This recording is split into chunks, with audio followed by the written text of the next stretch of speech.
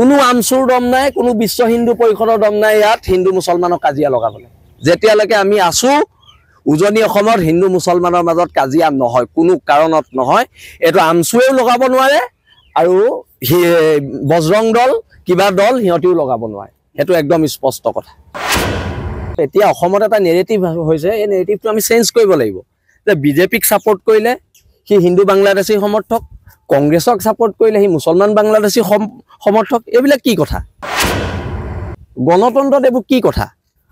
আমি কৈ আছো খিলঞ্জীয়া আধিপত্যবাদৰ কথা, আমি কৈ আছো খিলঞ্জীয়া ভূমি অধিকাৰৰ কথা, আমি কৈ আছো ইয়াৰ পৰা বাংলাদেশী যাব লাগে, ইয়াৰ পৰা হিন্দু যাব লাগে, ইয়াৰ পৰা মুছলমান যাব লাগে, আমি নাই কোৱা নহয়। কথাটো যিবোৰ মানুহৰ মস্তিষ্কৰ উৰ্বৰতা নাই সেইবিলাক মানুহে হিন্দু মুছলমানৰ কথা কৈ আছে। আমি কৈ আছো বাংলাদেশী যাব লাগে, আমি হিন্দু মুছলিম যাব লাগে বুলি নাই কোৱা নহয়। এই কথাবিলাক স্পষ্ট। আমাৰ আন্দোলনটোক যদি বেলেগ বিপথে কোনোবাই পৰিচালিত কৰিব বিচাৰিছে তেওঁলোকে কৰিব নোৱাৰিব, কাৰণ আমি একত্ৰিতভাৱে এখন সংগ্ৰাম কৰি আছো। এই সংগ্ৰামখন বহিৰাগত মানুহৰ বিৰুদ্ধে, বহিৰাগত মানুহৰ অৰ্থনৈতিক আগ্ৰাসনৰ বিৰুদ্ধে। এই সংগ্ৰামখন বাংলাদেশী অৰ্থনৈতিক আগ্ৰাসনৰ বিৰুদ্ধে। আজি আমাৰ মাটি বাৰী সকলো বাংলাদেশীয়ে দখল কৰিছে, মাটি বাৰী সকলো বহিৰাগতই দখল কৰিছে। এনেকেতো নহ'ব।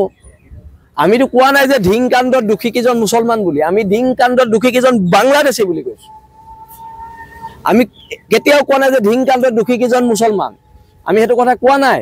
আমি কৈছো ধিং কাণ্ডত দোষী কেইজন সন্দেহযুক্ত বাংলাদেশী হয়, কথাবিলাক স্পষ্ট। এতিয়া সেইদিনা হোজাইত এটা লম্পটে এজনী ছোৱালীক ধৰ্ষণ কৰিছে, আমি কৈছো সেইজন হিন্দু হয় বুলি কোৱা নাই, আমি কৈছো তেখেত বাংলাদেশী মূলৰ সন্দেহযুক্ত হিন্দু হয়। কথাবোৰ ডাইভাৰ্ট কৰিব নালাগে, কথাবোৰ ডাইভাৰ্ট কৰিব নালাগে। আৰু উজনি অসমত কোনো আমচুৰ দম নাই, কোনো বিশ্ব হিন্দু পৰিষদৰ দম নাই ইয়াত হিন্দু মুছলমানক কাজিয়া লগাবলৈ। যেতিয়ালৈকে আমি আছো উজনি অসমত হিন্দু মুছলমানৰ মাজত কাজিয়া নহয়, কোনো কাৰণত নহয়। এইটো আমচুৰেও লগাব নোৱাৰে আৰু বজৰং দল কিবা দল সিহঁতিও লগাব নোৱাৰে, সেইটো একদম স্পষ্ট কথা। এতিয়া অসমত এটা নেৰেটিভ হৈছে, এই নেৰেটিভটো আমি চেঞ্জ কৰিব লাগিব যে বিজেপিক ছাপোৰ্ট কৰিলে সি হিন্দু বাংলাদেশী সমৰ্থক, কংগ্ৰেছক ছাপোৰ্ট কৰিলে সি মুছলমান বাংলাদেশী সমৰ্থক। এইবিলাক কি কথা? গণতন্ত্ৰত এইবোৰ কি কথা?